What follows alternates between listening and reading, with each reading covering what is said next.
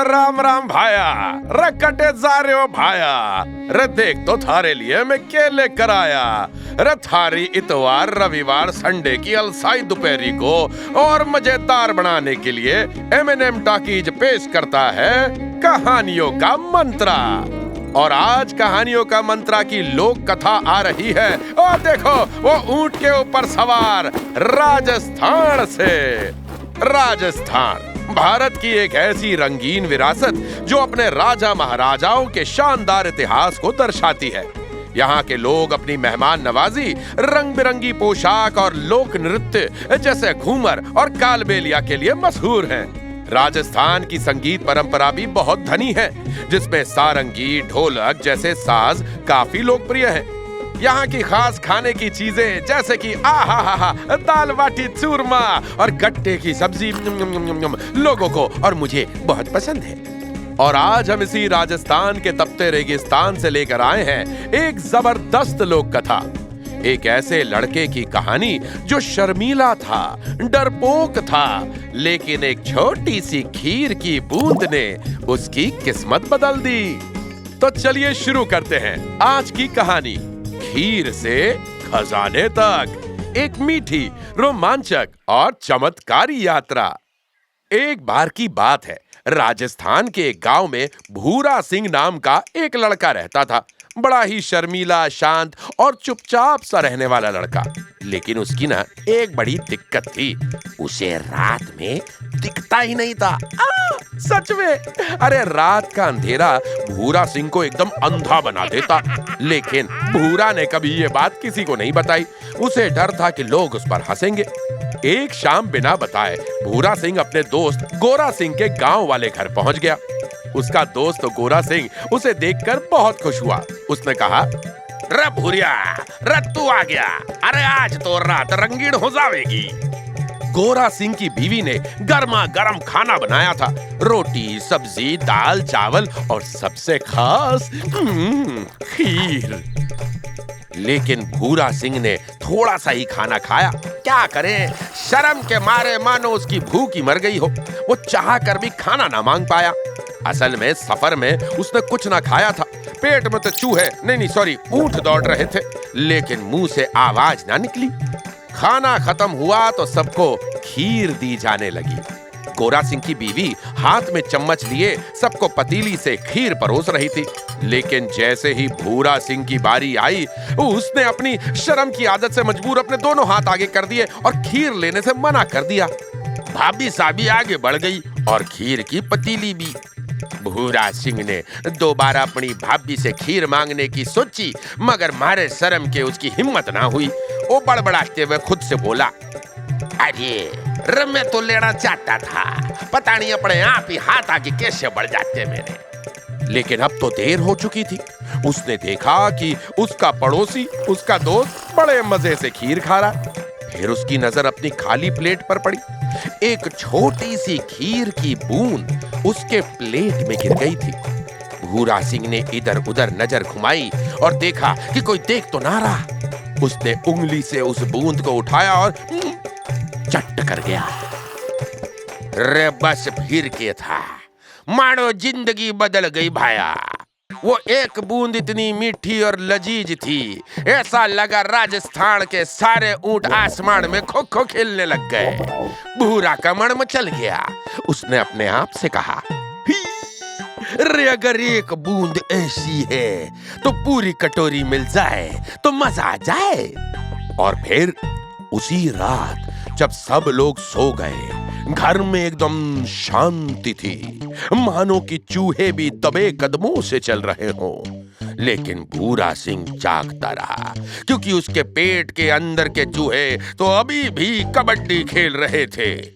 खास करके उस खीर की प्यास ने उसे पागल कर दिया।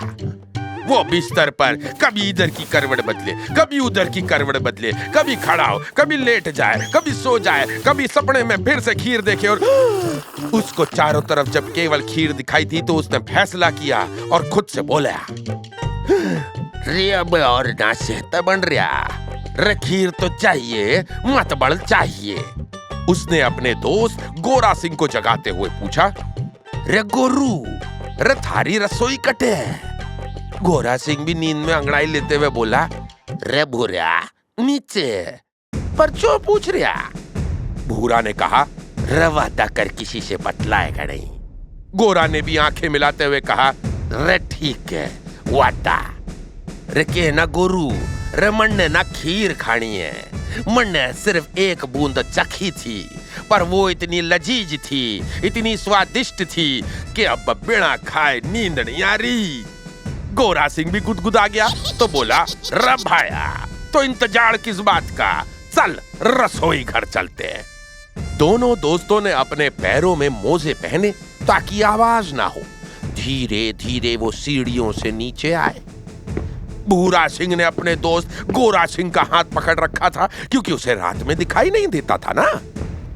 रसोई में अंधेरा था, लेकिन हवा में एक मीठी मीठी सी खुशबू थी। भूरा सिंह के चेहरे पर एक छोटी सी मुस्कान आ गई। गोरा सिंह ने हाथ उठाकर अलमारी में से पतीली निकालने की कोशिश की। खीर की पतीली मिल गई, लेकिन गलती से उसके हाथ से टकरा के लुढ़की और फिर पतीली सीधे भूरा सिंह के मुंह पर आकर गिरी। ठंडी ठंडी खीर उसके पूरे चेहरे, बालों और कपड़ों पर गिर गई। भूरा सिंह को चोट तो लगी, मगर चिल्लाने की जगह उसने चाटना शुरू कर दिया। मजा आ गया, खीर मिल गई, खा जाऊंगा। पेट भर के खीर खाने के बाद उसने देखा कि उसके पूरे कपड़े तो गंदे हो गए और वो सोच ही रहा था कि इतने में एक पीतल का पतीला उसके पैर से टकराया और जोर से आवाज आई, ये आवाज सुनते ही कोठी के सारे लोग जाग गए और चिल्लाने लगे, अरे कौन है वहां, कौन है वहां? भूरा सिंह ये सुनते से ही घबरा गया क्योंकि चोर की दाढ़ी में तिनका। उसने आव देखा न था और भागता भागता बगल की एक झोपड़ी में घुस गया। वहां पर गुप्त अंधेरा था। उसे भेड़ों की आवाज और महक महसूस हो रही थी। वो समझ गया कि वो भेड़ों के बाड़े में घुस गया है। दिखाई तो उसको कुछ दे ना रहा था। वो भेड़ों के बीच में छुप गया और कपड़े गीले होने की वजह से ठंड के मारे कांपने लगा। तभी बाड़े का दरवाजा खुला। दो आदमी चुपके से धीरे धीरे बातें करते हुए बाड़े में आए। दोनों दिखने में किसी चोर की तरह लग रहे थे। भूरा सिंह डर गया। उसे लगा कि लोग उसे पकड़ने आए हैं। उसने आसपास हाथ फैलाए और देखा कि एक बोरी थी। उसने जल्दी से वो बोरी ली और उसके अंदर घुस गया। तभी वहां पर वो दोनों चोर आए और उनमें से एक चोर बोला, मिल गया हमारा लूट का सामान। ये वही बोरा है जो हम यहाँ छुपा कर गए थे। लगता है इसके अंदर कोई भेड़ घुस गई है। चलो इसको मंदिर ले चलते हैं। इतना सोना चुराया है, एक बलि तो माँ के सामने चढ़ानी ही चाहिए। भूरा ने जब ये सुना तो उसकी मानो सांस रुक गई। चोर बोरे को उठा के माँ के मंदिर की ओर चल पड़े। रात ठंडी थी। भूरा डर के मारे बोरे के अंदर कांप रहा था। तभी एक चोर बोला, लो आ गया मंदिर, अब इस भेड़ की बलि चढ़ाते हैं। उन्होंने बोरे को धरती पे पटक दिया और जैसे ही बोरा खोलने चले, भूरा सिंह के मुंह से जोर से एक चीख निकली और खीर में सना हुआ वो बोरे के बाहर आया। चोर उसे देखते ही घबरा गए और बोले, अरे ये तो भूत है, भागो! दोनों चोरों ने भूरा को भूत समझा और सोने चांदी से भरे बोरे को वहीं छोड़कर भाग गए। भूरा मंदिर के पास के कुएं के पास बैठ के नहाया, आराम से फ्रेश हुआ और वो बोरा उठाकर घर की ओर चल पड़ा। सुबह जब उसके दोस्त गोरा सिंह ने पूरी कहानी सुनी तो हंस हंस के लोटपोट हो गया। गोरा बोला, रे भाया, एक बूंद खीर ने तन्ने अमीर बना दिया। शायद इसी को कहा जाता है असली स्वाद का असली चमत्कार। भूरा भी हंस पड़ा और हंसते हुए बोला, रे भाया, खीर मिलेगी तो और 2 कटोरी खा जाऊंगा। और तभी से भूरा सिंह ने शर्म त्याग दी और वो एक खुशहाल और दानी इंसान बन गया।